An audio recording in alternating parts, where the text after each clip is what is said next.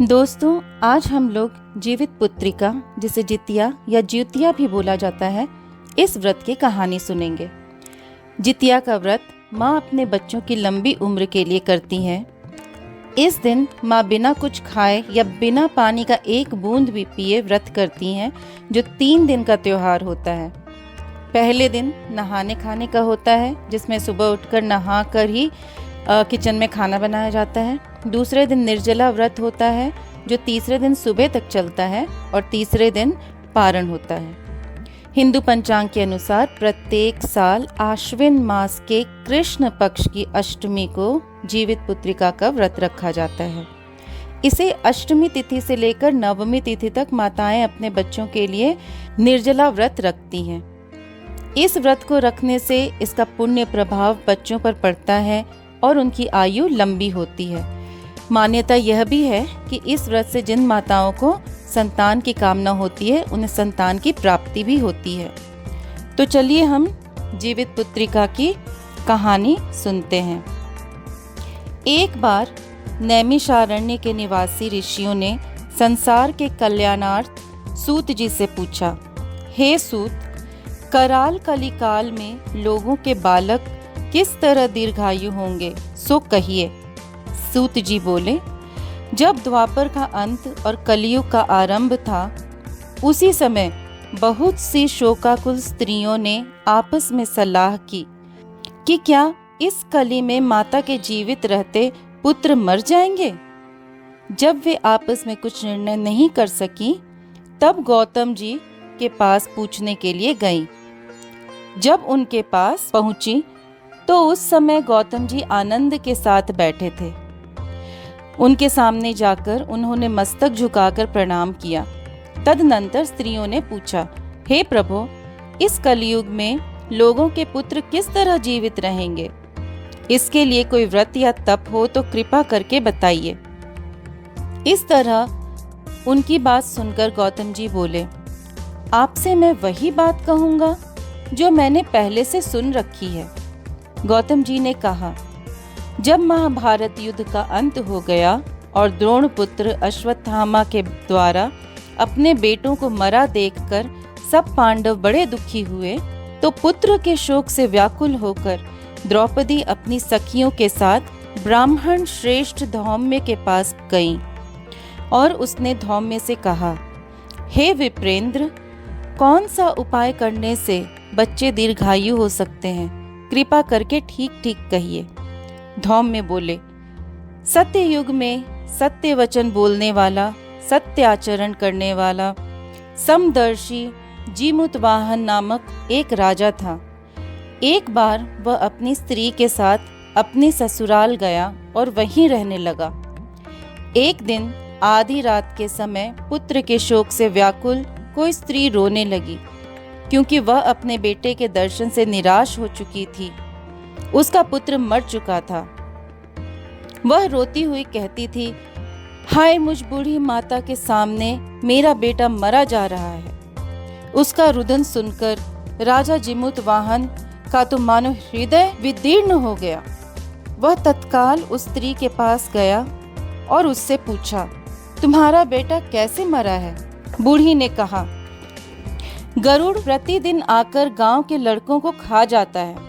इस पर दयालु राजा ने कहा, माता, अब तुम रो मत, आनंद से बैठो, मैं तुम्हारे बच्चे को बचाने का यत्न करता हूँ। ऐसा कहकर राजा उस स्थान पर गया जहाँ गरुड़ आकर प्रतिदिन मांस खाया करता था। उसी समय गरुड़ भी उस पर टूट पड़ा और राजा के शरीर का मांस खाने लगा। जब अतिशय तेजस्वी गरुड़ ने राजा का बायां अंग खा लिया, तो झटपट राजा ने अपना दाहिना अंग फेरकर गरुड़ के सामने कर दिया। यह देखकर गरुड़ जी ने कहा, देव योनियों में तुम कौन हो? तुम मनुष्य तो नहीं जान पड़ते। अच्छा, अपना जन्म और कुल बताओ। पीड़ा से व्याकुल मन वाले राजा ने कहा, हे पक्षीराज, इस तरह के प्रश्न करना व्यर्थ है। तुम अपनी इच्छा भर मेरा मांस खाओ। यह सुनकर गरुड़ रुक गए और बड़े आदर से राजा के जन्म और कुल की बात पूछने लगे। राजा ने कहा, मेरी माता का नाम है शैव्या और मेरे पिता का नाम शालिवाहन है। सूर्यवंश में मेरा जन्म हुआ है और जीमूतवाहन मेरा नाम है। राजा की दयालुता देखकर गरुड़ ने कहा, हे महाभाग, तुम्हारे मन में जो अभिलाषा हो वह वर मांगो। राजा ने कहा, हे पक्षीराज, यदि आप मुझे वर दे रहे हैं तो वर दीजिए कि आपने अब तक जिन प्राणियों को खाया है वे सब जीवित हो जाएं। हे स्वामिन, अब से आप यहाँ बालकों को न खाएं और कोई ऐसा उपाय करें कि जहाँ जो उत्पन्न हो वे लोग बहुत दिनों तक जीवित रहें। धौम्य ने कहा कि पक्षीराज, गरुड़ राजा को वरदान देकर स्वयं अमृत के लिए नागलोक चले। वहां से अमृत लाकर उन्होंने उन मरे मनुष्यों की हड्डियों पर बरसाया। ऐसा करने से सब लोग जीवित हो गए जिनको कि पहले गरुड़ ने खाया था। राजा के त्याग और गरुड़ की कृपा से वहां वालों का बहुत कष्ट दूर हो गया। उस समय राजा के शरीर की शोभा दूनी हो गई थी। राजा की दयालुता देखकर गरुड़ ने फिर कहा, मैं संसार के कल्याणार्थ एक और वरदान दूंगा।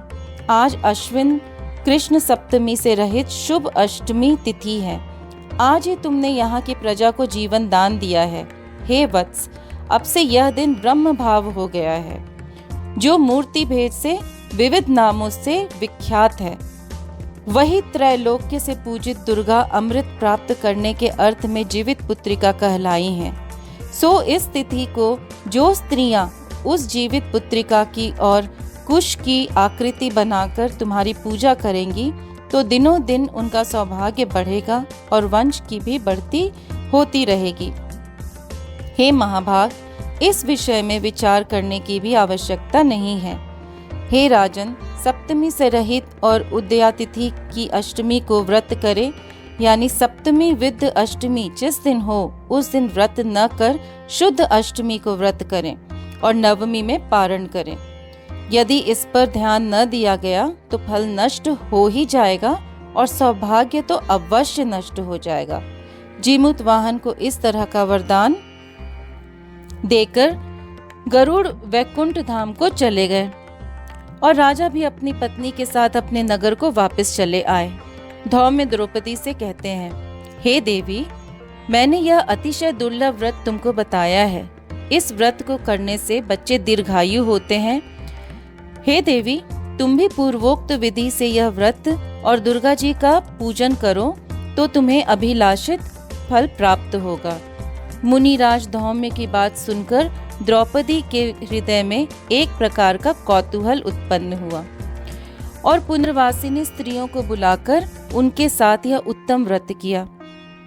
गौतम ने कहा, यह व्रत और इसके प्रभाव को किसी एक चिन्ही ने सुन लिया और अपनी सखी सियारिन को बतलाया। इसके बाद पीपल वृक्ष की शाखा पर बैठकर उस चिल्ही ने और उस वृक्ष के खोते में बैठकर सियारिन ने भी व्रत किया।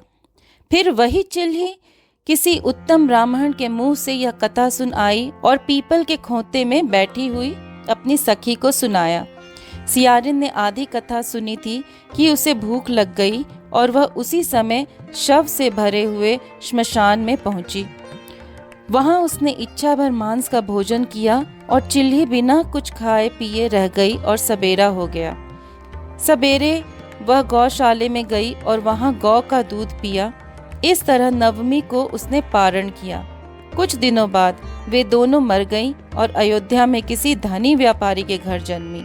संयोग से उन दोनों का जन्म एक ही घर में हुआ, जिसमें सियारिन ज्येष्ठ हुई और चिल्ही छोटी। वे दोनों सभी शुभ लक्षणों से युक्त थीं। इसलिए बड़ी लड़की काशीराज के और छोटी उसके मंत्री के साथ गार्हपत्य अग्नि के सामने विधि पूर्वक ब्याही गई। पूर्व जन्म के कर्म फल से वह मृगनयनी रानी हुई। जिस किसी भी संतान को उत्पन्न करती वह मर जाती थी और पूर्व जन्म की बातों को स्मरण करने वाली मंत्री की पत्नी ने अष्ट वसुओं के सदृश तेजस्वी 8 बेटे उत्पन्न किए और सभी जीवित रह गए। अपनी बहन के पुत्रों को जीवित देखकर ईर्ष्यावश राजपत्नी ने अपने स्वामी से कहा कि यदि तुम मुझे जीवित रखना चाहते हो तो इस मंत्री के भी पुत्रों को उसी जगह भेज दो जहां मेरे बेटे गए हैं, अर्थात इन्हें मार डालो।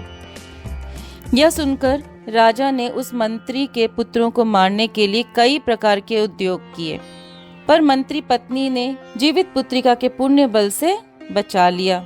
एक दिन राजा ने अपने आदमियों से उन पुत्रों का सिर कटवाकर पिटारी में रखवाया और वह पिटारी उनकी माता मंत्री पत्नी के पास भेज दिया, किंतु वे 8 सिर बेशकीमती जवाहरात हो गए और भले चंगे वे 8 लड़के अपनी माता के पास वापस चले आए।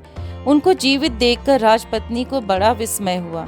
अंत में वह मंत्री की पत्नी के पास आई और उसने पूछा, बहन, तुमने कौन सा ऐसा पुण्य किया है जिसे बार बार मारे जाने पर भी तुम्हारे बेटे नहीं मरते? इस पर मंत्री की पत्नी ने कहा, पूर्व जन्म में मैं ही चिल्ही थी और तुम सियारिन। दोनों ने व्रत किया था।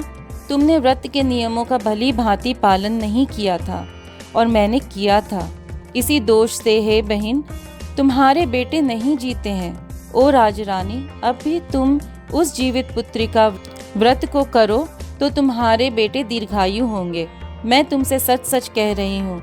उसके कथानुसार रानी ने व्रत किया, तभी से उसके कई बेटे सुंदर और दीर्घायु होकर बड़े बड़े राजा हुए। सूत जी कहते हैं कि सब प्रकार का आनंद देने वाला मैंने यह दिव्य व्रत बतलाया। स्त्रियां चिरंजीवी संतान चाहती हों तो विधि पूर्वक यह व्रत करें।